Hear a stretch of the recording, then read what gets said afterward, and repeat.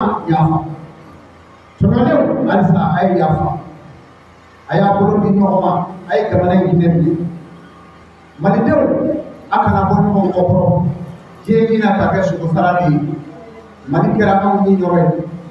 ani ni sarami je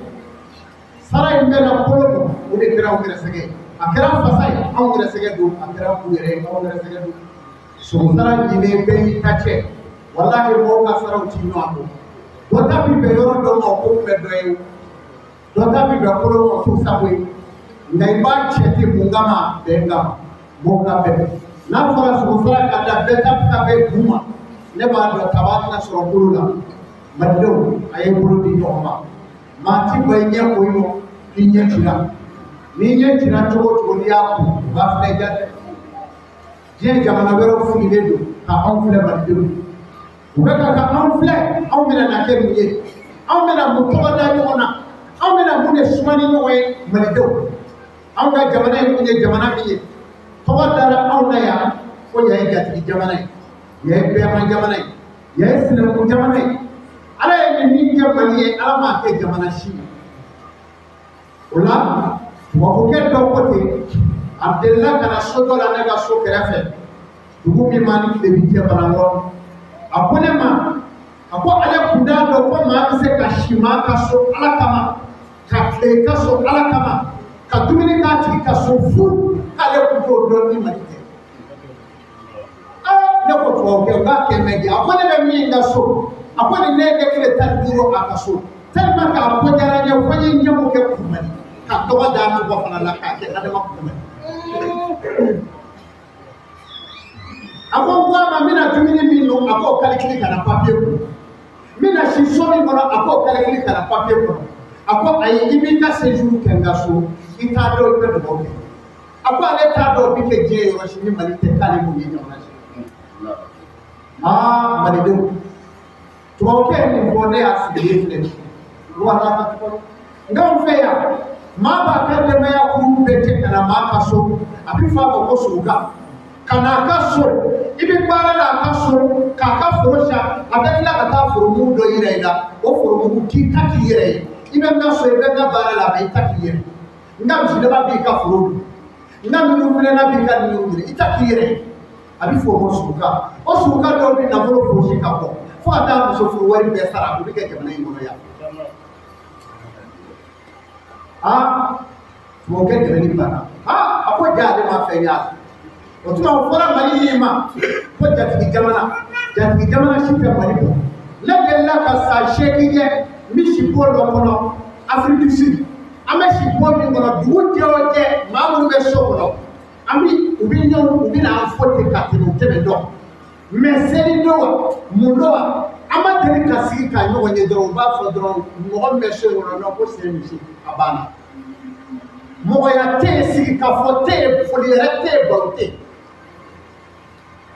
jamani kadide neni merdona aw fe maniyo kuma aw mi ke keleni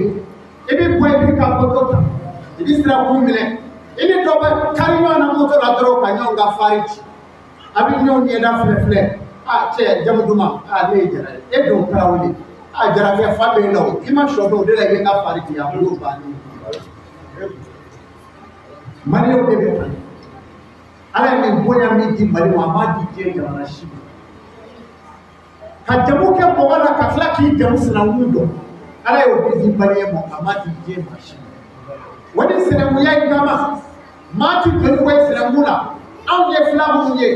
aw fle nam ni bobolo we de bolo aw na chorba manzi chorba kelele ma antna tu ma be je menwe abi fodi ma ko zeme ba o fana be du kamale ni do la to ko siga krefe dana mo ate ma de mo dino de mi ga bana gele ya tumo bolo ko de ko abu bulu o ba o zeme ba ide ko mi awsi ka fo apoto fle bolo ko de ko kana no furu kana jido mu ya ikara no jiji o kore tume ni ya furu ka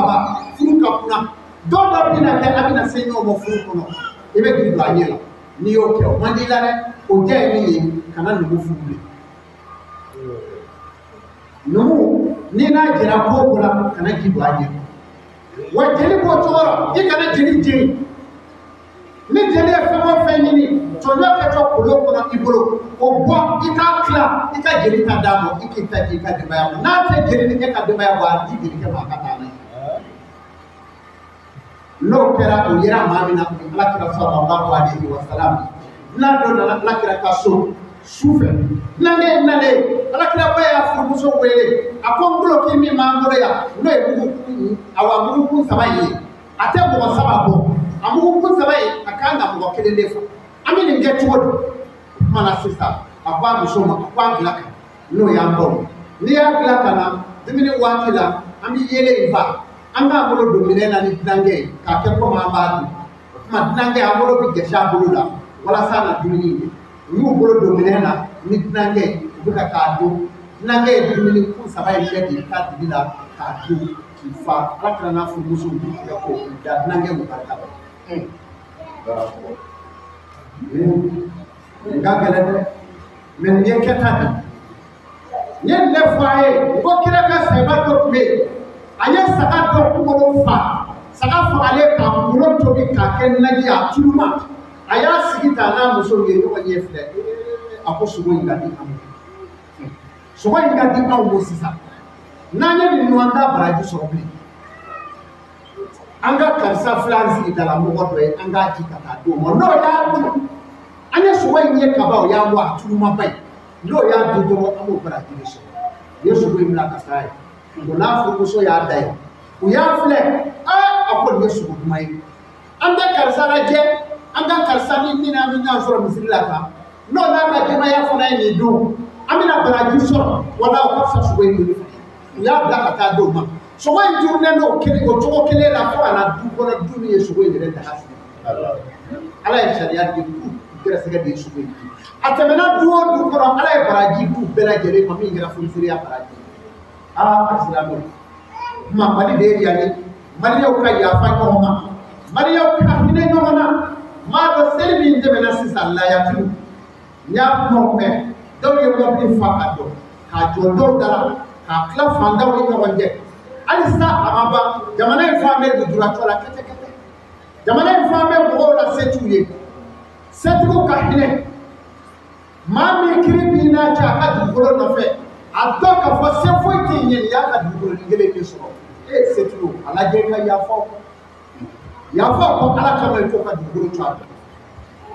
du ko ni ala ya da ya chama be ko ka ba je ni dai ko ala ka mai ko da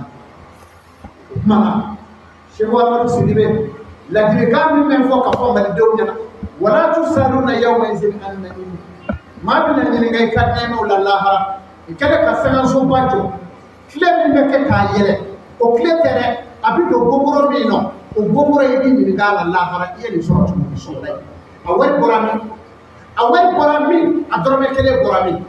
iyo wali so to woni ala bina timi ni ngala al qiyamah do akile kile be da kele otumana ne fanda nga dugoro mine ulasa ko bla niti kono donu ka de maya do wati yo ye ko bakene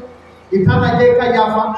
dokta kele yara ko ta se uni karte be no go ko la be ko ka kabu do ti ka boyi ko kiri de kera ajara nela kabu do ka ti ga boyi ngana ngam ko neru di aw wati yo itana je ala ko mai ka yafa ebida saka kondinere du joya nega pesera de bela nu pese do lo jole o ba so table o ba so se ko table ni ke mama ki bolo baraki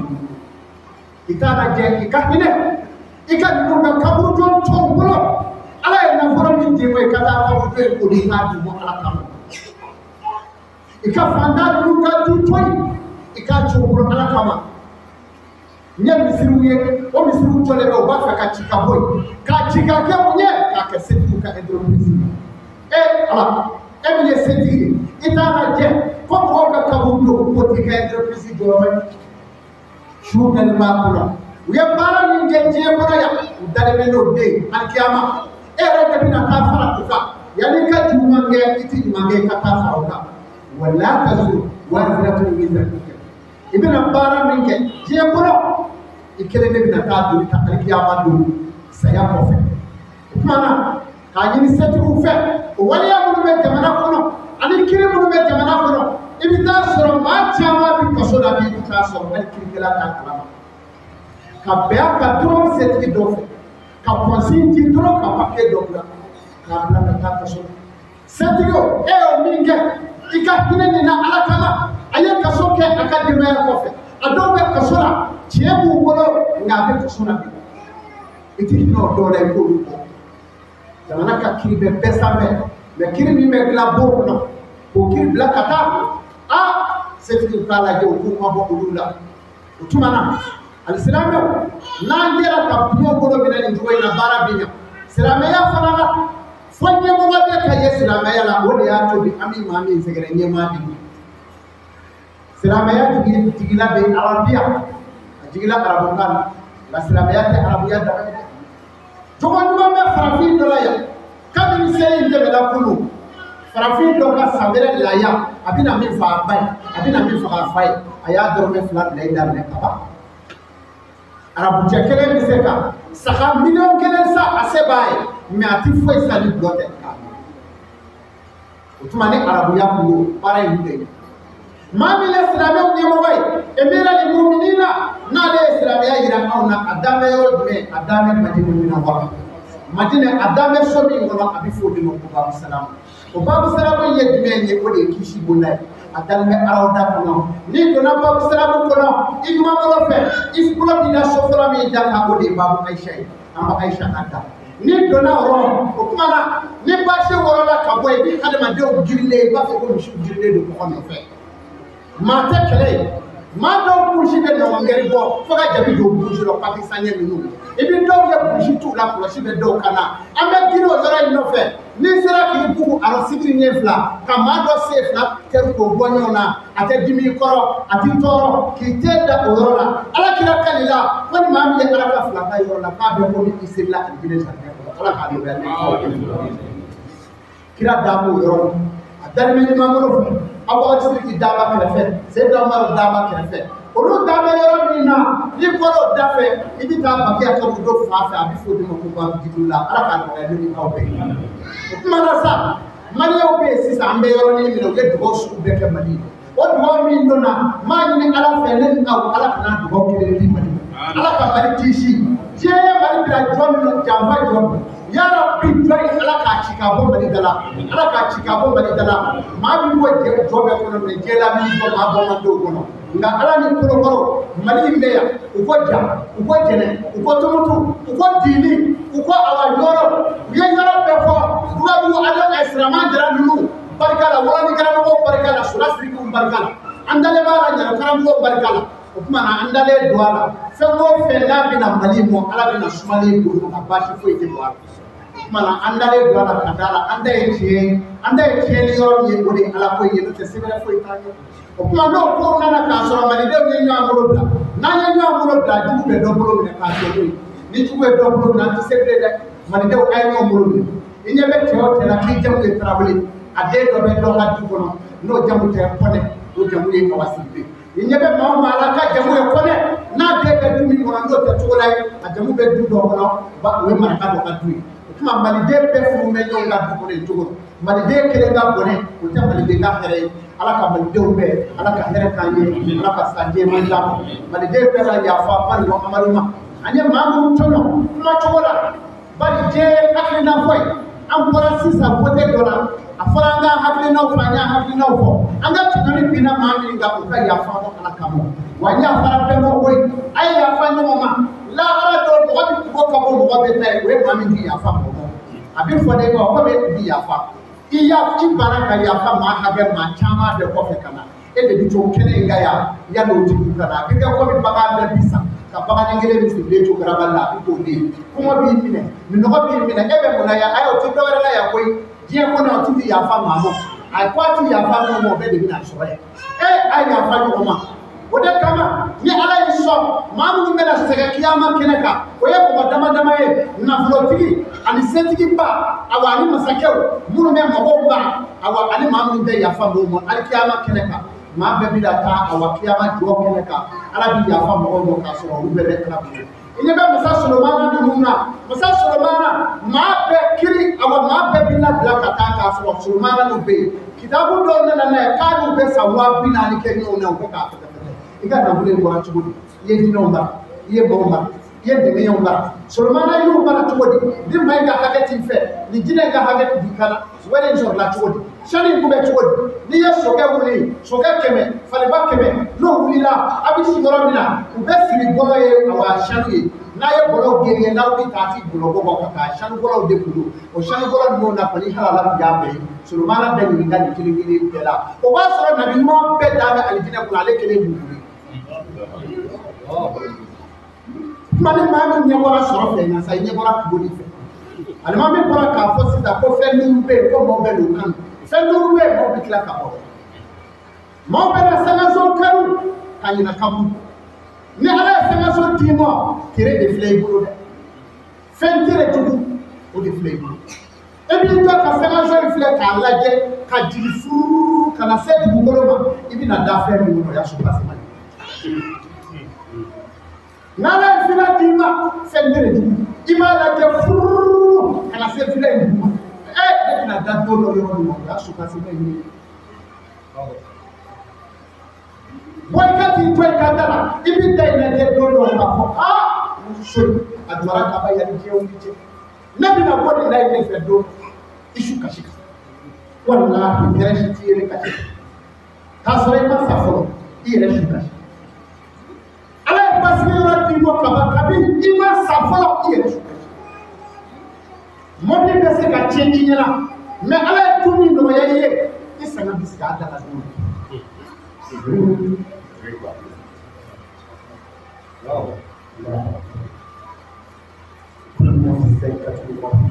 akon ni be se ya ne ne ala yo le ka fina pa tole ka ka vidéo e au fesa au ka ay waru to ba ko no fu boto foto ba fe ate ko nyale kana albo o yor be vidéo sera ko ka munga ni kara vidéo inji para bi di mare mo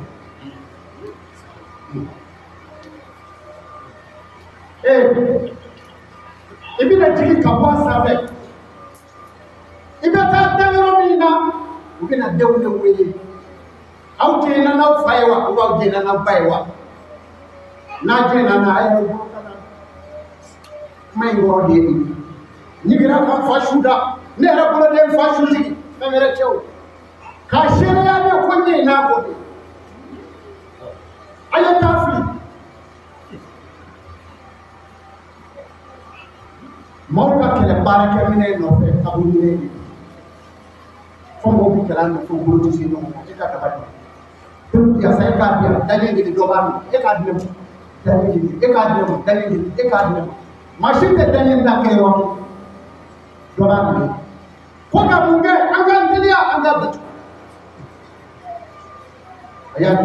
ayakle yamakle ay boko yamakle ay ndatu ay zoro kanya yamakle bigisi kanya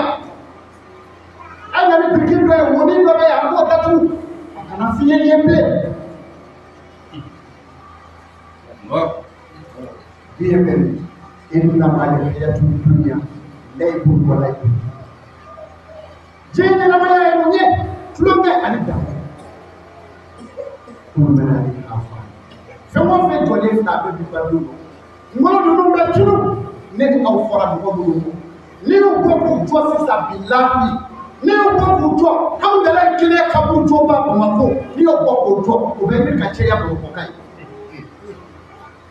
ngolo fa la mu lo ni me dambe kaburu kono ani ni ay be gedde no ya aka amina de kam aya de no kala ani de no kala sida mo anji ba ka ula ay de no kala kala sara ko inde ne ra o no ya tellement de fo faire de to se wal yo ta ala kala aya de no kala chada be apni ala do fiu fatura ka muso se kelibati yana ka fatu aya muso ni ala ko ni ejira no plage ni de ka do kala be ka di ka muso ni ko en so sa tada shay fatura yo ni ko kala da ka budola u ya datu ko ko do be le ka bo ka bu ko de fitri le ka bi bɔ fo ka taamasiyɛn k'u ka lamini na fitiri sera buti mɔgɔw ka fɛn ma kasi fɔlɔ dɛ taamasiyɛn kɛra o de ye fo ka mɔgɔw dege a la k'a bɛ mɔgɔw bisimila k'a sira yi la tuma min na muso in jigira a jigira denkɛ u ye den bolo minɛ den nana ɲɛnatigɛ muso y'a bolo minɛ komi cɛ awa min kalifa a la ka taa di karamɔgɔcɛ ma a ko nin donna ala kama karamɔgɔcɛ y'i bolo da den kun a ko bisimila arahmani rahim o kɛra yɔrɔ min na wulada sera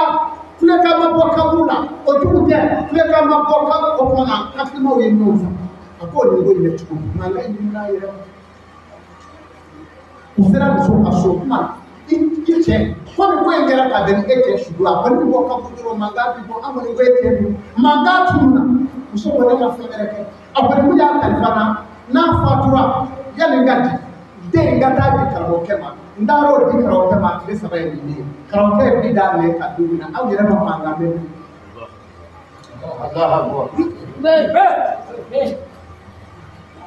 tɔɔrɔ min de kun su ye nka o de y'u den filɛ ka bɔ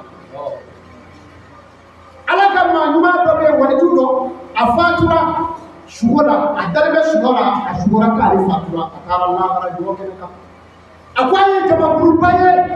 jamakulu in t'o mɛn ɲɔgɔn kan libɛri ba dɔ t'o mɛn a libɛri kabako don u bɛ k'a tɔmɔ o k'a tɔmɔ u b'a tɔmɔ k'a fili kɔnɔ u b'a fili kɔnɔ n'u ye min dun taamatɔ f'i k'u nogo y'u kɔnɔ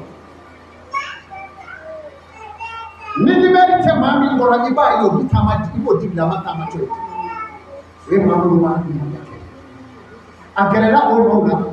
a ko aw bɛ ka mun dɔn a ko n ye baara min kɛ diɲɛlatigɛ la o de bɛ ka fara n ye n ye ɲumanya min kɛ n ye furu min la n ye kuma ɲuman min kɛ n ye nasigi ɲɔgɔn minnu na a k'o de baraji de filɛ anw bɛ jɛ k'o de dɔn a ko a y'a kɛrɛ filɛ a ye cɛ kelen ye o ka o dɔn a ka nimɛri t'o la o kelen bɛ de b'o tɛna don o don o de b'o de kɛ a gɛrɛla o la a ko e bɛ ka min n dɔgɔ nin ye don a ko nin bɛ da kɔ a ko ne ye ɲumanya kɛ n tun bɛ hinɛ n ko min ka nafolo fila ni sigida mɔgɔw cɛ ni y'a mɛn maa o maa to nana ni se bɛ ɲɛ taa fɛn dɔ kɛ yen wale bange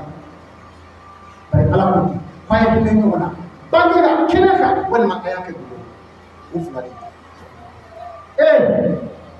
a ko kumana ne fatura ne bɛ baraji min tɔmɔ denkɛ kelen de bɛ ne kɔ ne tun y'o de bila ka ɲɔgɔn na o denkɛ kelen in de bɛ yen dugu jɛ o jɛ a bɛ yaasi jigilen fini feerela don an ka dugu de filɛ dibi ye sugu bɛ kɔ kala ma koyi an ka dugu filɛ dibi ye n'i don o sugu la i ɲuman fɛ kamalen min bɛ ɲuman feere o de ye ne denkɛ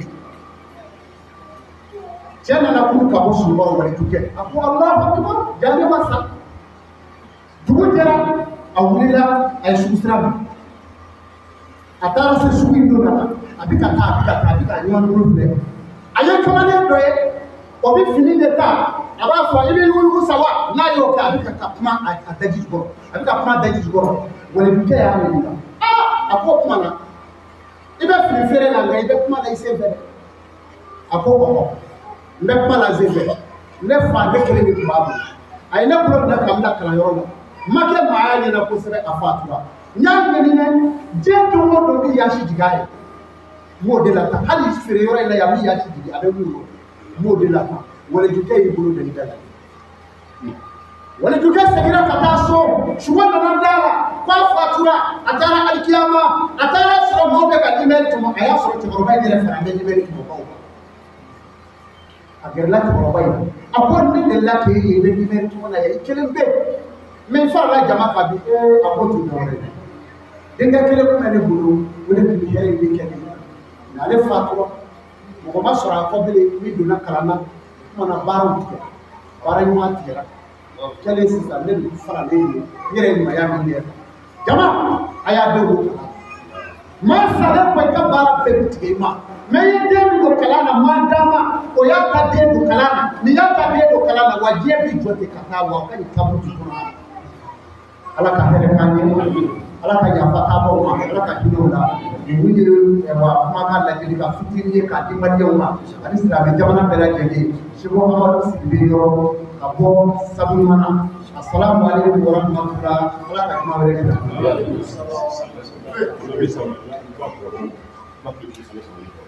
ayiwa an bɛ samɛ samɛ foli kɛ maliyɛnw a samɛ samɛ